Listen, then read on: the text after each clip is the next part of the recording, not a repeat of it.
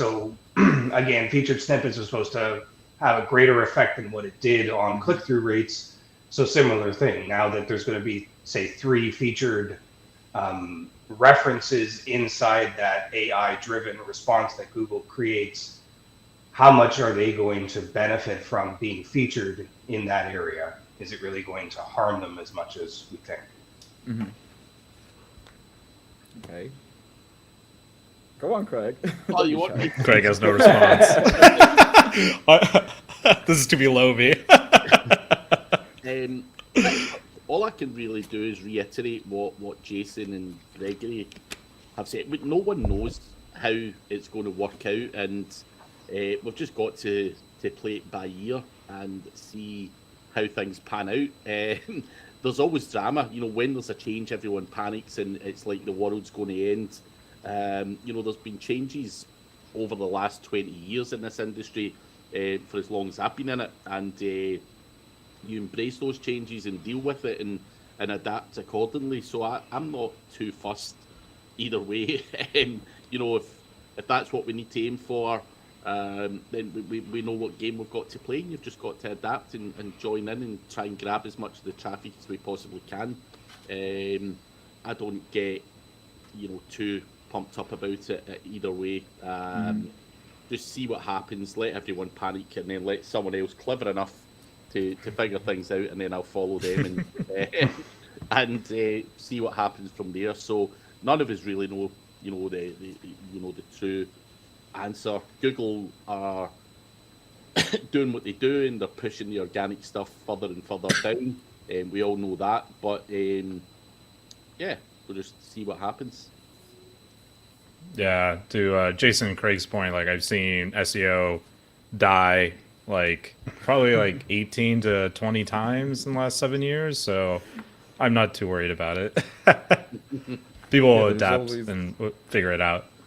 There's always this outrage because of something new happens, and people go, earthquake, volcano eruption, we're going to not be able to earn, but everything ends up well in the end. And Greg, did it affect the Empire Flipper listings in any way so far? I wouldn't say it's affected listings. We're actually probably have more seller submissions than in a long time.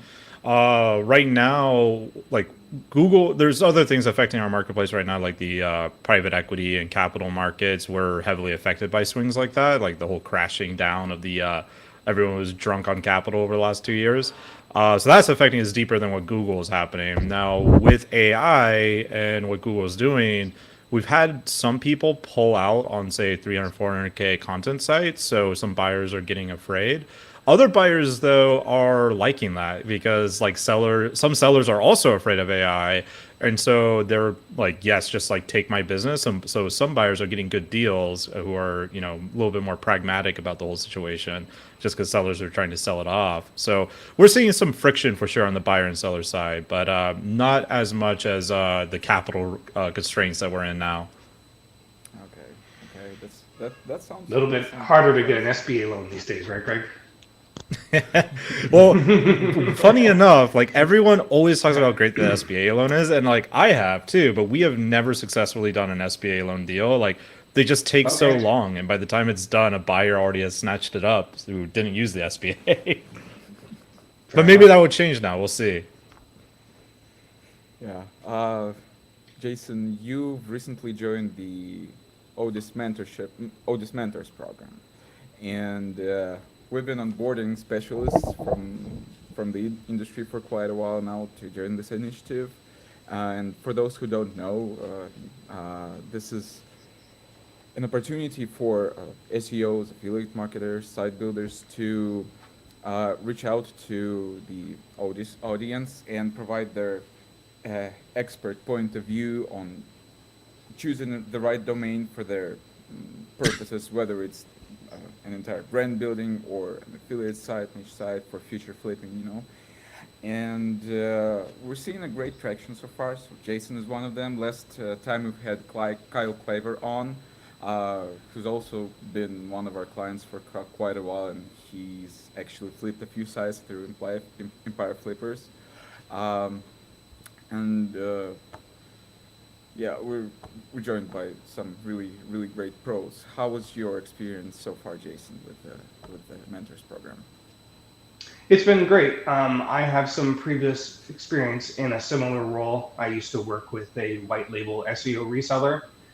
So the whole process of onboarding people, bringing them into the platform, helping them achieve their goals is something that's very familiar to me personally. So I'm quite enjoying that aspect of it, of reconnecting with people in the industry, sharing information and knowledge with them about different tactics and strategies that they can use with age domains.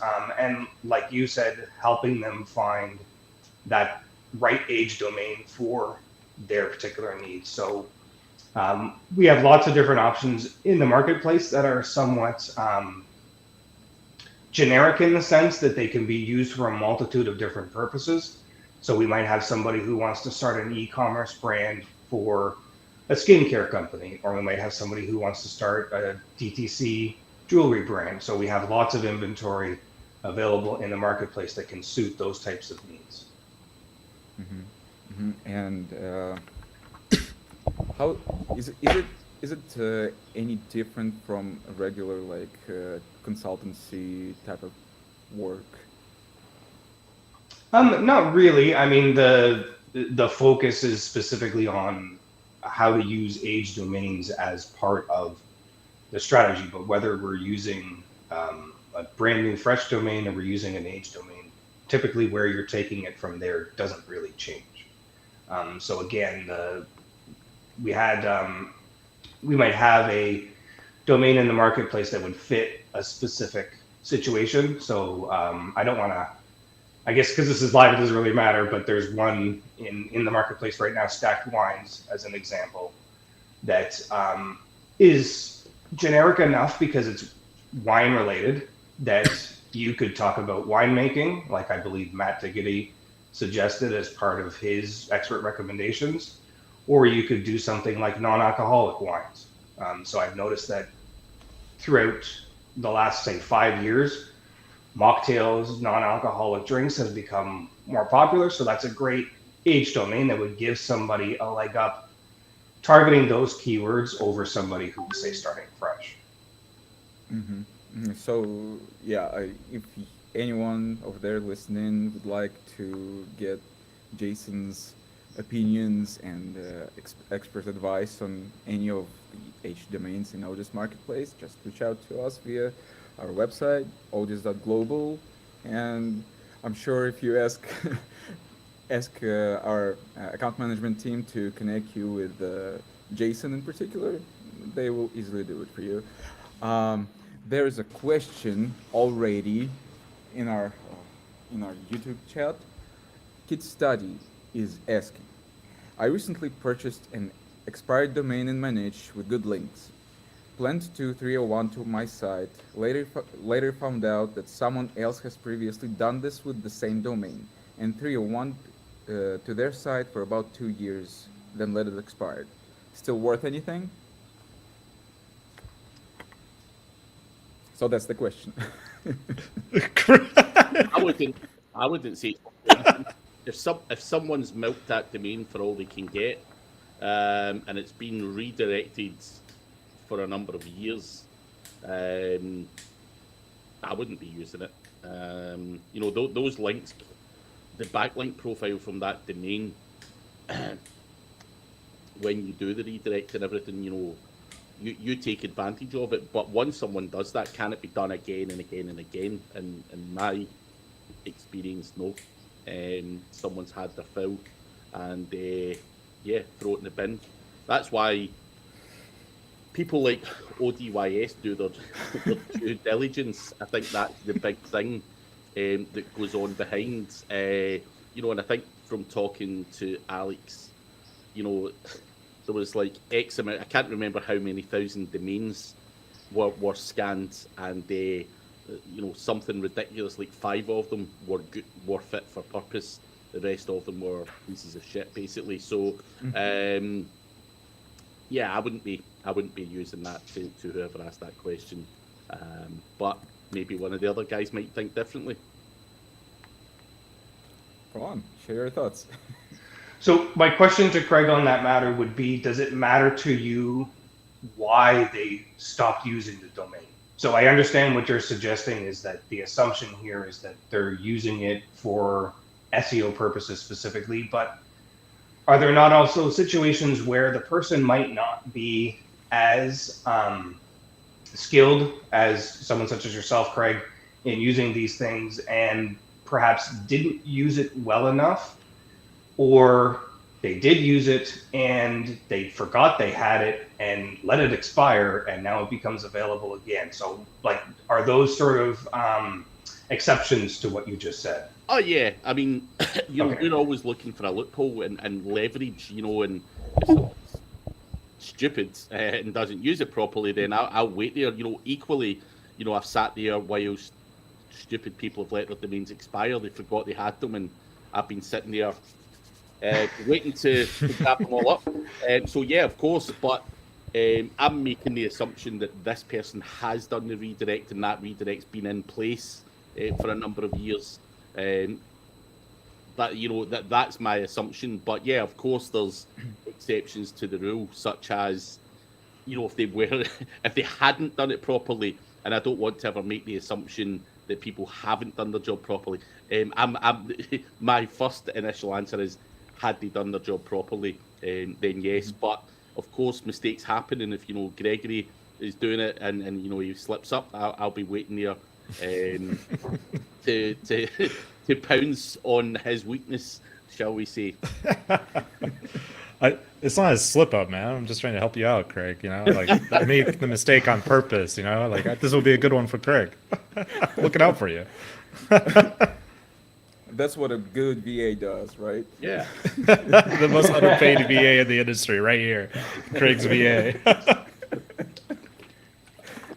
Right, we've got a second question already. Vietnamski Kronike says, "Hey guys, hope you're doing well. I have a quick question. Acquired an expired domain that was a SEO business. The business went down due to illegal scraping practices of Meta. The SEO was about social media, and I planned to write a blog on LinkedIn growth tactics. Would you go for it?" I'll let one of the other guys answer first. From if he's using the site as his, like, I'm assuming his main domain, he might run into issues if it has a bad reputation, like from a PR standpoint. It might not have the right stuff when people are looking it up, but like, maybe if he's redirecting it to another site, it would be okay. I'm not sure. Like, if the links are good, even if they're saying bad stuff about the site, but yeah. But what do you think, Jason? So it sounds to me like the site was banned because it was scraping other websites, right? So that's like, I got caught stealing and I got put in jail for stealing, but now I've been rehabilitated and I want to, do you know what I mean? Like, to me, it's two different things. It's not the same. I can understand what their concern is, but it's not the same thing. Google being upset at you because you've scraped Google and you've caused problems with that doesn't stop them from letting you take that domain and use it to talk about LinkedIn growth strategies. So I don't particularly see how those two penalties, quote unquote, would be connected with each other. So I think that should you wish to use that domain to go and scrape LinkedIn to create a LinkedIn tool, now we have problems because it's already been blacklisted for that activity. It wouldn't be a good choice for that. You'd have to move into TikTok scraping for his third time around. This domain just won't stop. So what about you, Craig? What do you have to say about this? For me, if something has hypothetically, and to use Jason's word, blacklisted or whatever, would I want to invest a whole bunch of time hoping for the best that there wasn't still something blacklisted? The answer would be no. I wouldn't touch it. You know, as far as I'm concerned, once you rub Google or whoever up the wrong way.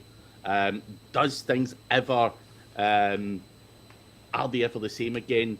And it might just be a psychological thing. It might be okay, and there's always that doubt in your mind where you're like, nah. So for me personally, I would, if you have a feeling that someone's been doing something they shouldn't have with it, and there's potentially a little black mark against it, I would steer clear personally. Could you do a redirect? Are penalties passed through a redirect? It's a whole different debate. So potentially, could you leverage it for the link equity that's there? Then potentially, doing something like Greg says, maybe doing a redirect or something. But other than that, I personally would steer clear because I'm crazy, and I would be like, anything that went wrong, any Google update, that fucking last guy was getting the blame. I'd be like, that motherfuckers. So it's like blaming the previous cabinet. Oh yeah, that production value, love it. Yeah, I agree with Craig. I think, I think like if you can just buy something that doesn't have anything going against it, you're gonna save. I think it is worth the extra cost versus buying something that has some kind of penalty against it. Like it's better just to buy a premium or clean domain, in my view. Even though it's harder and probably going to be more expensive, probably save you more time in the long run. Okay, thanks guys, very clear and helpful. That's on behalf of Vietnamske Kroniki. All right, Akintayo is asking, hey guys, great job, thank you. When do you plan to start listing brandable domains? Okay, so this is a question for us, for Odys. Well, we're planning to do it as soon as our new platform launches. We're still in the process of making it work, and we're planning to launch it soon. How soon, I can't say right now for sure. But yeah, we're going to list brandable or premium domains. We're going to have a category of SEO domains, like with that will not particularly have like great brandable names, but we'll have the link juice, and we'll list premium aged domains like we do for now. So just stay posted, stay in the loop, and follow our newsletters, follow our social media, and you'll find out as soon as it's up. Yeah, Craig, there's one thing I forgot to ask you in York when we met. Yeah, we just recently met with Craig in York, just a few days back. It was a fun time at the Affiliate Gathering conference, or as Carl Broadbent, who hosted it, says, a gathering, literal gathering. How many years have you been in the business? 22. Oh my gosh, so long. So you started in 2001. Yeah. That's quite a long run. So you've been through all the SEO dies. Panic. A million times. Yeah, it's it's been a even when I started out, there was no GMBs, nothing. It was a very different. Spam worked really well.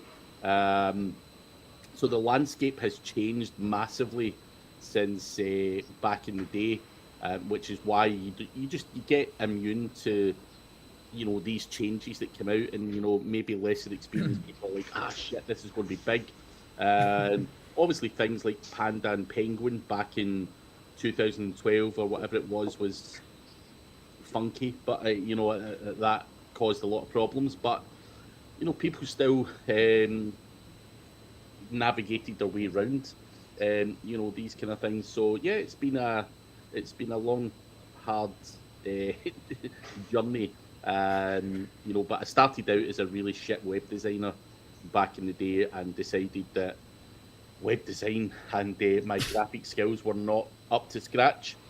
So yeah, moved over to the so-called easier side of things, which is now known as SEO, which still not sure if that was the right choice or not, but hey, I'm still here hanging on for dear life.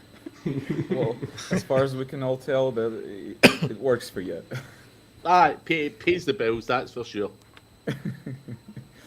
And do you feel all these changes, not just the current changes that's been going on for the past like half year or so, but over the years, uh, do they keep affecting you the way they did in the beginning, like the changes to different approaches to SEO? Like there was a moment when PBNs were a thing, now they're not.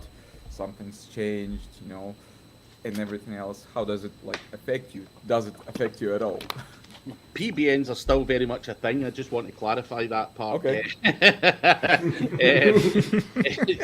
It's, everything can be done within moderation. I think at the start of my journey, and I'm pretty sure the other guys, well, maybe not Greg because he's in it from a slightly different angle. But when you start out, your back's against the wall. You don't really know what you're doing.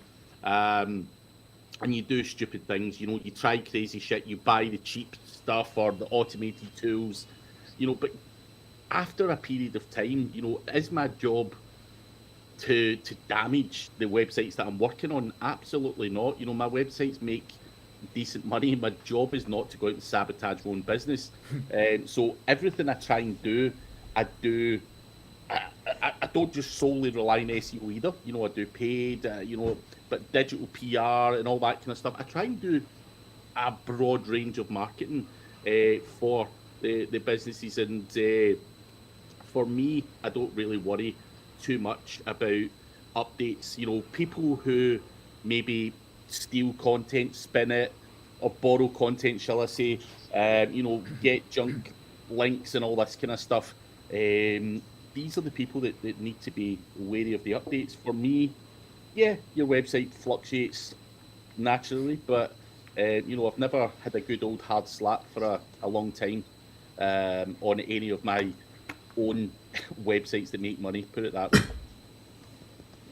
Yeah, I like you saying you do more than just SEO, because like I feel a lot of SEOs that get kind of tunnel vision with just trying to rank, when they really should be trying to build a brand. Like I guess it depends on your goal, but if you want to have like a 7-figure, 8-figure exit, like that's what people buy. They're not going to buy like the weird site like best blender under $50.com. They're going to buy the kitchen chef. I when I was very early on in my career at EF, there was actually a guy, he had a $500,000 content site with a domain like that, and we could only value it, I think it was like at $200,000 versus this other site that was in the same niche that was $500K but way better branding, and he had other things going on like paid traffic, email lists, stuff like that. And the guy like just did not understand the branding. He was just like so focused on EMD, like the exact match to it. Like, well, like investors don't want this. Like, they see this as a problem, not as a benefit. Yeah, speaking of... Yeah, it's a limiting factor, not yeah. Go on. No, just adding to what Greg was saying, it's definitely a limiting factor. It doesn't give the opportunity to grow the domain beyond what it already is. So you're kind of pigeonholed and stuck with being a site that's about vacuum cleaners, or a site that's about toothbrushes, or whatever it is that this very narrow focus has been on. Mm-hmm. Yeah. So you never want to put all the eggs in one basket. No. No. Yeah. Unless it's an email list, because at least with that you own a lot of it. It's very hard to take that away from you. I'm a big fan of always trying to get as much customer data as possible, which probably is not a popular opinion, but when it comes to business, like profit and then customer data is like the two most important things. Yeah. Craig, you mentioned that was it something you wanted to say? It's all right, you can go on. I'll get back to that. Sorry, I was going to say to Greg that still in that vein, though, of an email list that's targeting, or an email list built by the kitchen chef versus an email list built by best blenders. Yeah, fair enough. Yeah, brand is very important. Yeah, email lists regardless. You still want to go broad. For sure. Because sure. again, you can segment the email list to those people who care about juicing or blenders or whatever it is, if that's what you want to do. Yeah. Sorry about it. So, all right. There was one thing Craig mentioned about Greg that you something wrong. Huh? That's strange. Is everyone seeing me, hearing me? Yeah. Yep. Good. Because I stopped seeing Craig and Greg. Perfect. I don't know why. It's just the two of us now.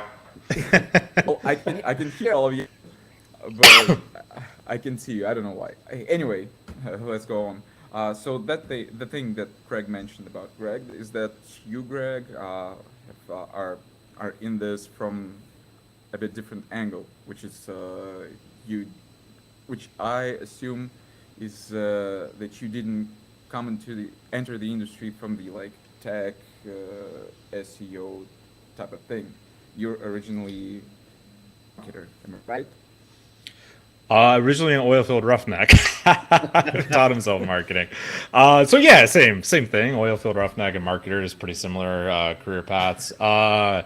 But yeah, I actually started, I think, roughly the same time as Craig did in a weird way. So in 2001, I think I was in 8th grade, and I convinced my dad. I was watching infomercials late at night with my TV in my room. Bad parenting of theirs to keep me up at 4 a.m.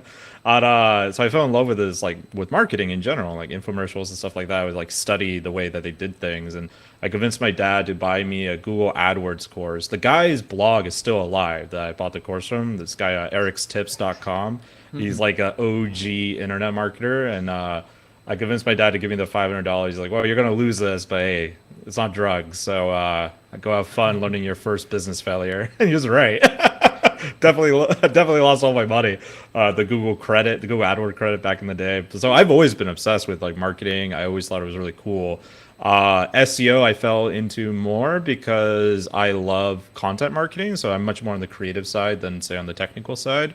One of my favorite SEO campaigns of all time, I think it was Pornhub that did it, where they did a campaign called Got Wood. And there's all these websites like Forbes, CNN, you want to save the world, go watch porn. And it was a PG family, friendly page that you could go to where every 30 seconds you watch, they'll plant a tree or something like that.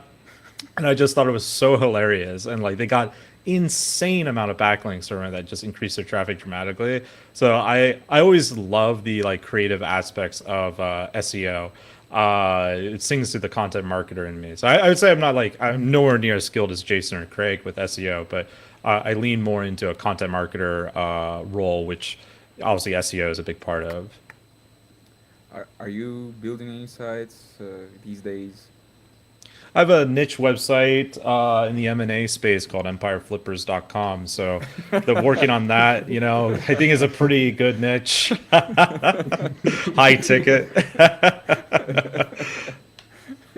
Well, you're definitely doing a good job as far as I can tell. Yeah, that's really curious because, I've said it multiple times during podcasts, but for those who don't know, I've been freelance writing since 2009, and I've learned pretty much a bunch of stuff about writing SEO optimized content, but I think I've never had the guts to just dive into the SEO rabbit hole, so to say. But now, since I joined Odys, since I started getting deeper into this topic, I started to understand more things, especially after attending SEO Mastery Summit in Saigon and talking to all the different affiliate marketers, SEO site builders. I just came to a realization that I know a whole bunch of stuff that I can put to use and actually start building sites and try to make it work. Still don't have the guts to do it so far. But when you're ready to go into a massive amount of debt, I will help you buy a content site. That's my promise to you, Vladimir. And before you jump that far into the deep end, I can get you an age domain. That'll start you off a little bit lighter. Only after you buy the site from me first, then go buy Jason's site to redirect to We're going to help your financial future today.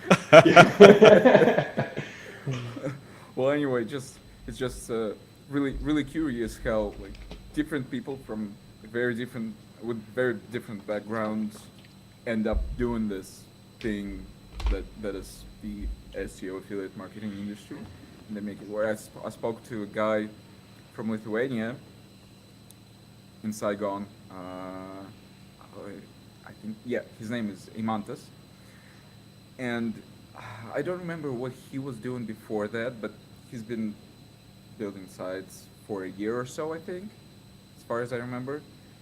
And yeah, he told me that when he started, he basically didn't know anything. He just saw that other people were doing it and they were succeeding, and he decided to just quit his job and start doing this on his own. Well, that's a story we've all heard like of people looking for an opportunity to take control of their lives, you know. And yes, and he said that it's not like I'm making a huge amount of money, but me and like he and his family were faring well at that time, and I think they're doing well today as well. But it's just been a few months since then. It's just really interesting and curious. Yeah, that's what I wanted to share, I think. Well, I think the food niche, and Greg, you could probably echo this, that niche is probably evidence that you don't need a lot of SEO skills to succeed. A lot of the people that are in that niche have a passion. They just write, they create content, and because their content is good enough, because they do a lot of the other things that we've been talking about, like building social media presence, setting up a YouTube channel, or doing something else aside from just relying on that one channel to drive all of their traffic, that they're able to create enough traction that they can turn into the type of business to get listed on Empire Flippers, as opposed to some of the other secondary marketplaces that shall not be named. Get those out of here, Jason. Yeah. We don't talk about that. That's right. There's only one marketplace. Yeah, the SEO is so interesting. You know, like I know more than most people, I'd say. I wouldn't say I'm like super advanced. I maybe upper end of intermediate. But it's one of those weird things, like the more you know about it, the less you feel like you know what you're doing in a lot of ways. Like oh, LSI, semantic, oh yeah, like oh shit, on page, you know, it's just like blow after blow. And then you have these people that just take massive action about something, like whether they're passionate about it or not. They're just writing tons and tons of content, and they're like, oh wow, this is amazing. Like at the Saigon event, I met this lady, a really cool chick. She's building in a very competitive, like your money or your life, all like adjacent kind of niche. And she didn't really know that much about SEO at all. She had a lot of experience in her niche, so she had a lot of that personal experience with it. And she was making like $18K a month. You know, if Craig or Jason looked at that site, there's probably a million different things they could have said, like, why are you doing it this way? Like, there's all these things we can fix, right? But she just took massive action. As long as that massive action is directionally correct, you could be wrong a million times. You only need a few like wins to make something big happen. So it's always focusing on the important thing, on the thing that brings value, and just trying to hit that target on and on and on until it works. Yeah, then you buy a site from me when you give up on that site. Of course, it's the funnel. Right. But in all honesty, the benefit that you get is somebody who's already done that legwork and figured out all of those things and given that direction, so that you don't have to. It's like a boat, you know, you don't have to go all these different directions. Someone's already set the course for you, so you get to take it from there. So there is a big benefit to those people who have tried and failed in other areas to explore those types of options, especially if they have the capital available to do it. For sure. I think Odys, Craig's making me pronounce Odys. Odys. I think Odys is a great like budget version of what we do at EF in terms of like giving you something that it gives you that head start. like I think you guys' platform is probably the best in the industry that I've at least seen, because I've seen some other domain sellers like, what is this like malware I'm about to put on my computer by logging into this site? You know, like they look terrible. So you guys presented well for someone who's just beginning. But yeah, like, but even if you don't have the capital for Odys, like just go buy a $10 domain. You know, $5 HostGator, they're still around. I still have like a really old site on HostGator, like way back in the day. My very first website was a Dungeons and Dragons dice website. What I didn't at the time, I didn't know the difference between broad match and exact match, so I thought I was going to make tons of money. I ranked #1 for Dungeons and Dragons books. That was a lawsuit waiting to happen. I'm glad the site didn't go anywhere. But I didn't know that back then when I was like 17 or 18 when I was making it. But yeah, like it doesn't cost you that much to go experiment, especially with AI tools. Like just go throw up a bunch of stuff and see what happens. Yeah, we have a client recently who purchased a domain from the Odys marketplace that they 301 redirected to a brand new domain. So new domain has 0 domain authority. The Odys domain had about a 10, so it wasn't really expensive, wasn't a super authoritative domain. But after making the redirection, they set up the press release page to show that this old domain was now registered or redirected to this one. And then they took the top performing page from the old website and redirected it 1-for-1 to the new domain. That page is now the highest traffic page on that website. Nice. Yeah. I love redirects. We had a guy, he sold a business with us. This is like, I think 3 years ago, he built a site, I think it was only a year and a half old, and he sold it for $350K with us, right around there, which is crazy fast in the SEO world, like from fresh domain to that. But his main strategy was buying expired domains and premium domains and redirecting them to his site. And then he would also like use their content, like, if it made sense, like if it was a review or whatever, if it was just like a dog page, just redirect, like, here's my dog, you would redirect it to his homepage. But he was able to scale up that site massively quick. Then he used that capital to actually start like a tech startup that went very, very well for him. So yeah, nice. Redirecting is amazing, is a great strategy. Yeah, because I assume in that case, and in the case that I'm speaking of, the new fresh domain is more brandable, and therefore, someone who wants that benefit and then can still get the power from the H domains that way. Exactly. So he had a very good branded domain, and then he'd go to like page 2 to page 10 of Google. I think this was before Odys was around, so maybe he would have used you guys if he knew about you guys. But he would reach out to all these like bloggers who just basically given up on the site, and he was able to buy them anywhere between $200. I think his biggest one was like 10 grand. But most of them, they were thrilled because they are not marketers, right? They're just someone who's passionate about dog, whatever their niche was. And they're like just thrilled someone would give them that. It was like the cheapest way to get backlinks and content, Yeah. Yeah, a lot of people are using our domains for 301 redirects, just boosting their sites with all the link juice. So yeah. And to the question earlier about branded domains, I know you were saying that we're going to have a new initiative coming forward to that specifically, but I would suggest that there's a lot of good inventory in the marketplace of domains that are aged but yet still brandable.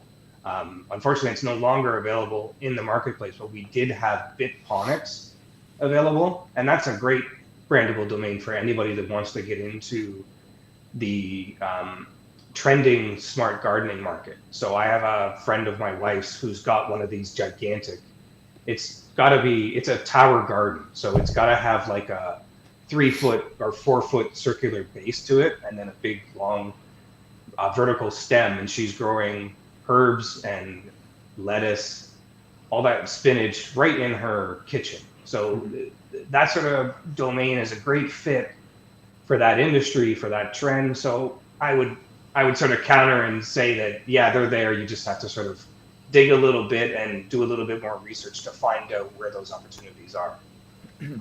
Yeah, well, as Alex... Unrelated side note, I think that niche is really cool. Not from an SEO thing. I just actually think it's cool, like vertical gardening. I read stuff about it every now and then. Yeah. Well, that's why I was so interested in connecting the dots when I saw that available in the marketplace. I'm actually quite upset that somebody beat me to the punch. I sold it already, but hopefully they'll take the game plan and use it anyways. Yeah, and this niche really looks not just cool, but it's really promising in terms of monetization. For example, the domain that Carl Broband got from us for his case study. He's posted like a series of case study videos on his channel, Gardenia Organic. I think he made his first sale in 48 hours after launch. So yeah, it's something to look into. It's a good win. Yeah, it's a good win. You won't get that on a fresh domain. Yeah. Probably. All right. There's an exercise I would like us to do right now, so I'll just make a screen share in a second. Okay. How does it? Okay. Just a moment. Should have thought of that earlier, but yeah. Okay, no. All right, no, I will not be sharing screen right now because to launch the browser. So either way, speaking of Odys domains, there's a sweet recently arrived domain in our marketplace .com. So I'll just run you through some of its stats through its SEO metrics. It's 11 years old. It has a DR50, and it has 100 unique redirects. It's featured on HBR.org, BusinessInsider.com, DigitalInformationWorld.com, PCMag.com, and ProductHunt.com, and a bunch of other great sites. So it's prioridata.com, PRIORI. So yeah, our monetization angle for it is our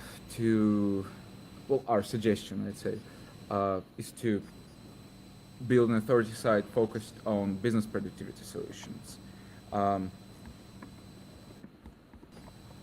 Previously, it hosted a site of a data analytics platform that enabled users to research, benchmark, and track the competition and performance of more than 4 million apps all in one place.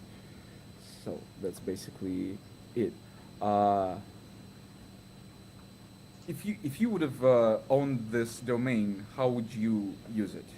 Would you build a new site on this domain and build a brand, or would you use it for 301s?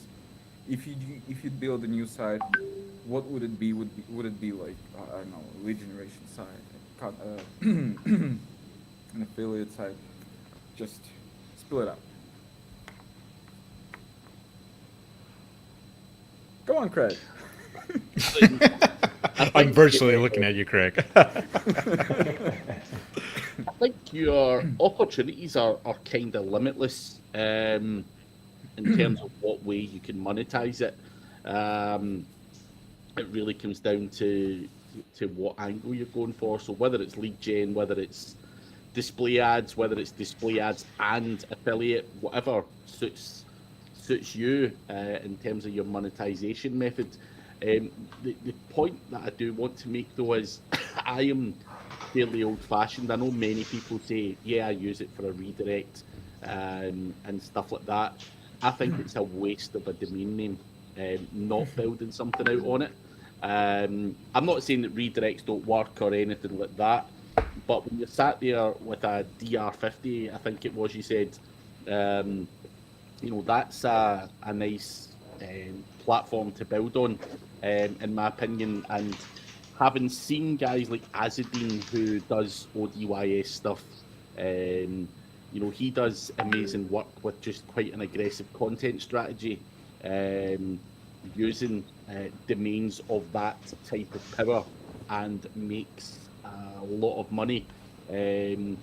So for me, I would probably 9 or 10 out of 10 times probably build on the domain if it was relevant to do so. I wouldn't really pay that money for a domain name just to do a 301 redirect. I just think it's, in most cases, I would rather not.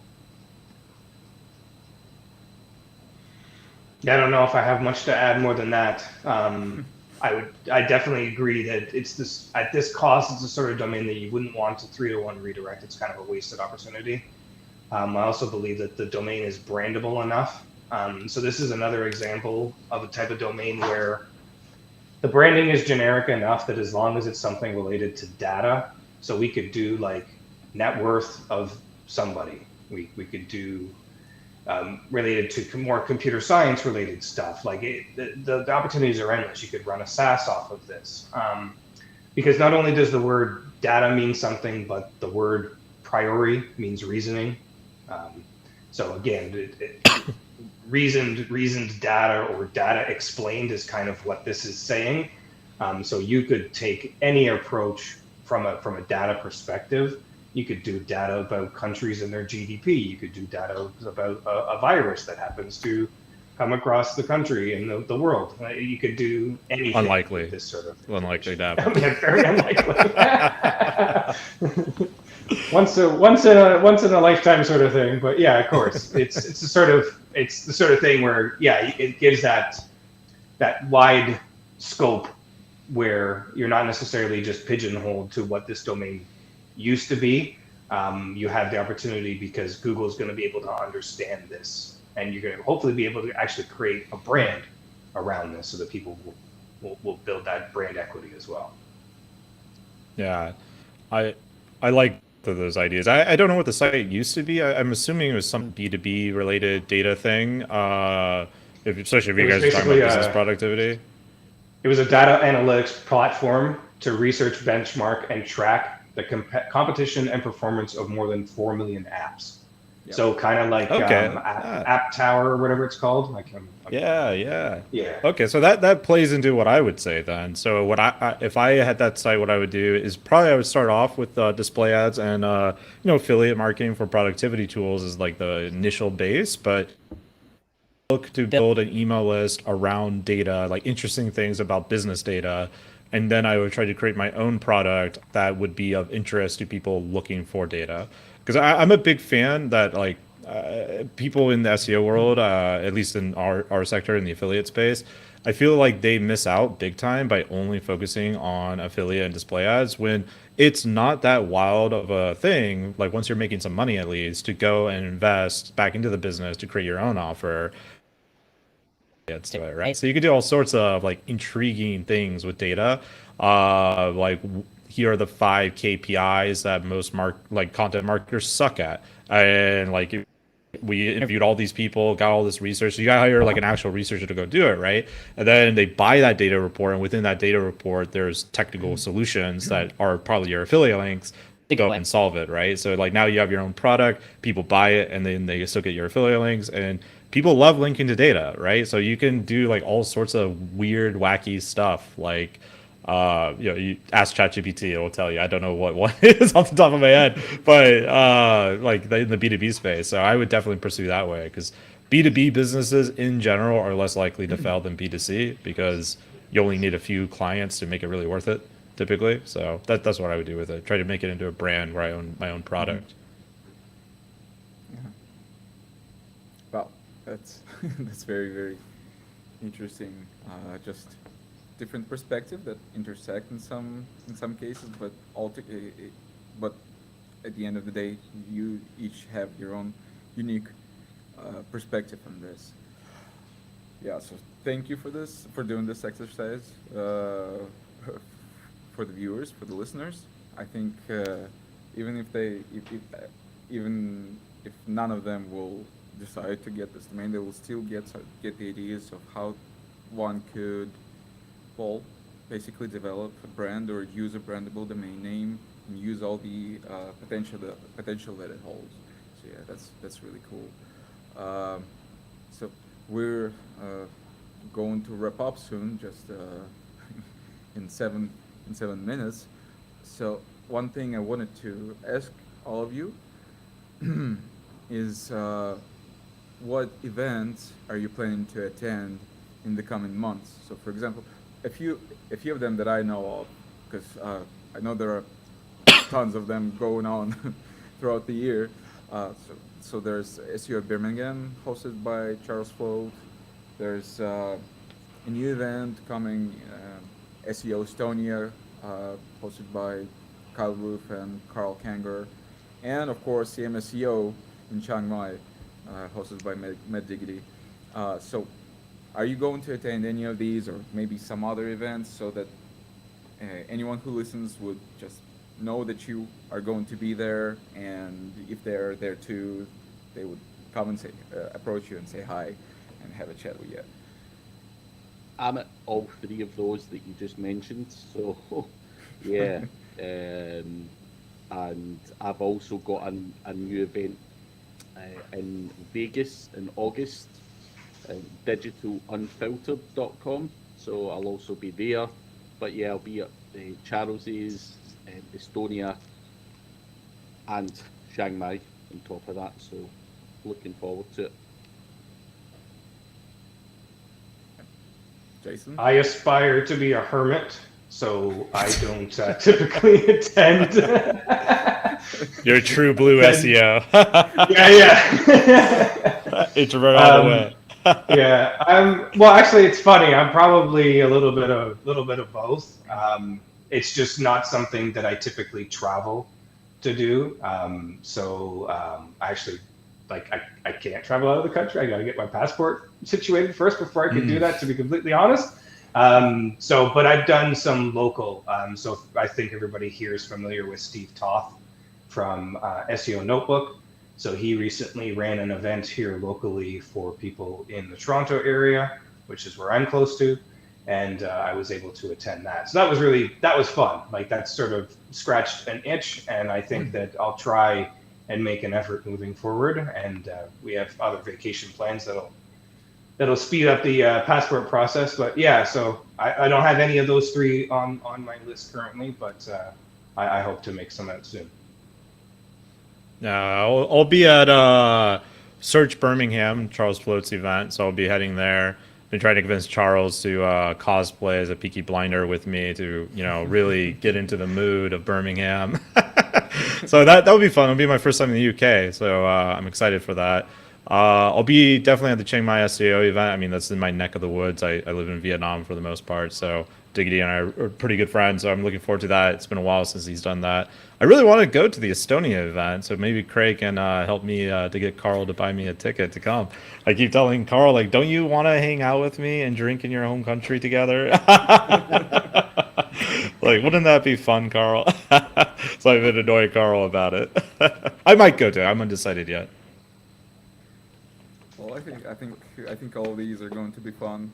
We're definitely, Odys Global is definitely going to be in Estonia, SEO Estonia, and we're actually going to be sponsoring the event as well.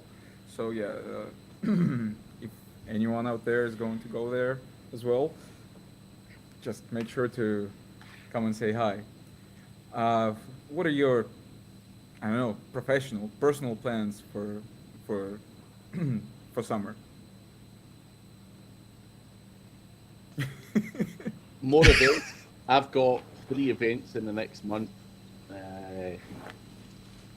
SEO on the beach. I'm speaking at an event in Cyprus, and then I'm back to Affiliate World Barcelona start of July. Greg knows that one. Back in Barcelona, the cookies are good. So, Cookies are good. Yeah, we were just talking I was just telling you, Vladimir, about your cookies. I need to get back there. That's a really fun event. I like Affiliate World a lot. Yeah, that's it. I'm not speaking at that one though. I'm just as an attendee. I think they had enough of me in Dubai, so not in the lineup to speak at this one. But hey, can't beat them all. Yeah. So these are special homemade cookies, Craig? What was that? These are special homemade cookies, I assume? homemade is one way of. Yeah. Well, hey, I live close to the reservation, so I don't know if the potency is on the same level, but you might want to give these ones a try. The real the cookie natives is a really lot know what they're more- doing. Craig will have to tell you the real cookie story. It's much more immature than what you're referring to. Oh, okay, fair enough. the best thing I've ever seen someone do in like a 5-star hotel bar with a cookie and a TikTok app. Oh, okay, gotcha. Anyhow, Just that kind of tomfoolery. Okay, I gotcha. a lot of tomfoolery happening there for sure. Yeah. For my summer plans, I guess just Birmingham is the only thing I'm doing officially. After Birmingham, I'm trying to get Charles to go to, I think it's Nottingham, to visit Warhammer World with me. Right. So told him that's like part of the deal since we sponsored the drink party for the Surge thing. He has to come play Warhammer with me. So we'll see if he lives up to the deal. I'm just glad to now know that you sponsored the drinks. That's my entire marketing budget is going to be gone the moment Craig gets there. Like, oh no. What devastation has come to my land?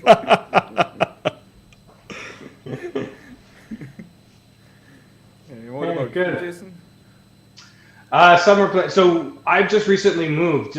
So we've got a new house. We got a pool we just opened. So my summer plans are to enjoy that. Otherwise, hopefully, like I said, I don't think I'm going to make it out to any of the events that we spoke of. I don't know if there's any local that are going to be happening that I might make it to. But other than that, my background is statistics, economics, and finance. So I really like the data side of this. So when I say I go into my hole and do my thing, it's really just looking at websites, analyzing them, figuring out what they're doing. So I will literally probably spend a lot of my summer doing that, just as I have in the past years, because it's what I like to do. I find that that's how you, other than obviously executing and doing, that's the other way that you can really learn and appreciate what other people are doing, and pick up those tips. Observation is a great tool. Absolutely. All right, looks like we have to wrap it up. Thank you, gentlemen, for joining Odys Talks 2nd edition. We'll just keep staying in touch, and I think we'll get to meet in these in this format again sometime in the future. Whoever is listening, make sure to subscribe, to like this video stream, and also please share it to your social media, to your friends, because it will really help support and grow this little project of ours. And make sure to visit Odys.global, because we got some really nice new arrivals in our marketplace, and they keep on coming every other day. So yeah, just stay posted, and you'll definitely find something that suits your needs, that will that will help you succeed business-wise. Yep, sure. Also visit Odys.cc. That's my official affiliate link, guys. Craig is so black out he puts the affiliate link on the company's content. That is the ultimate hack. That was a good one. You gotta give him that. All right. So thanks everyone for listening. See you next time.